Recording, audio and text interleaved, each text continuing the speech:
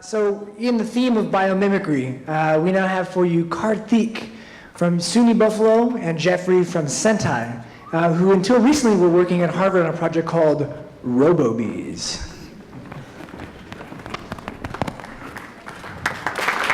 Hi. Thank you. Hello, everyone. My name is Karthik, and this is Jeff. I've been working for the past 3 years on this project called RoboBees, and the idea is to build robotic bees. So what does it entail? So this is a 5-year project at Harvard. It involves like 10 PIs and 40 people, so I'm talking for everybody. If I know how to operate this. Apparently not. Oh, of course. So what does it take? So the project is mainly divided into sort of 3 pieces. There's a body, brain, and colony. And at some level, we re-engineer everything from ground up. And there's very good reason for this. And I can't explain all of it in 5 minutes, but I will try. So the first thing about body is building biomimetic wings. So being able to build flapping wings that can be efficient in sort of the lift that they achieve on this body.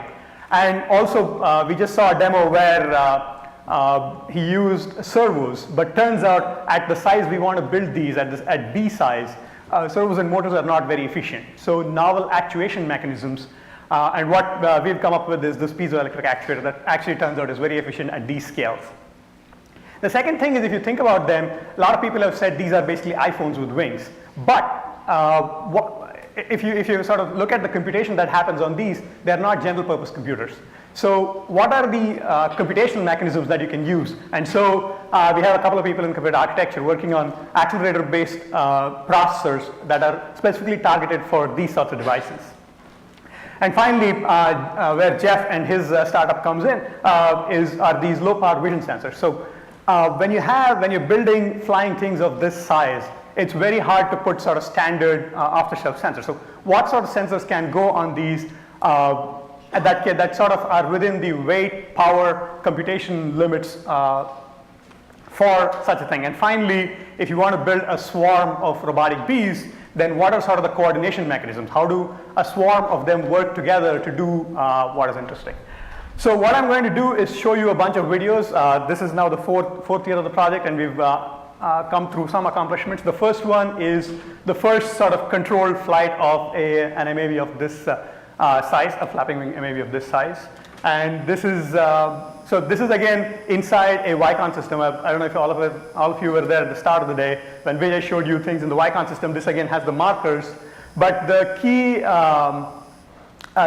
novelty here is sort of what is the actuation mechanism that goes on this. As it says, the mass is 80 milligrams, the wingspan is 3 centimeters, and it flaps at around 120 hertz. Again, so the main challenge was we went through many iterations, most of which were sort of biomimetic and trying to copy biology.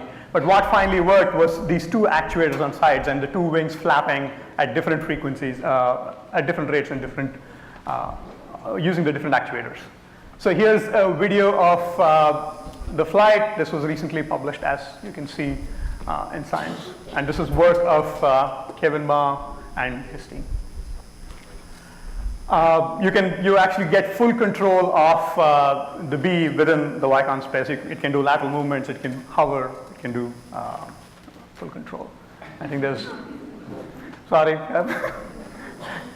So you see the wires running, it still needs power. So one of the challenges is being able to, so Rob Wood, our PI, says this very well. The biggest challenge in building these things is energy density. So being able to stuff enough energy in a battery that a robot like this can carry and fly out of is a big challenge, and we have a professor in material sciences working on sort of micro fuel cells on these lines.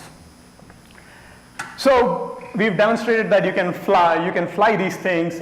If you can fly them, what are the sort of sensors that go on them? And this is where some of Jeff's work comes in. Here I have 2 videos.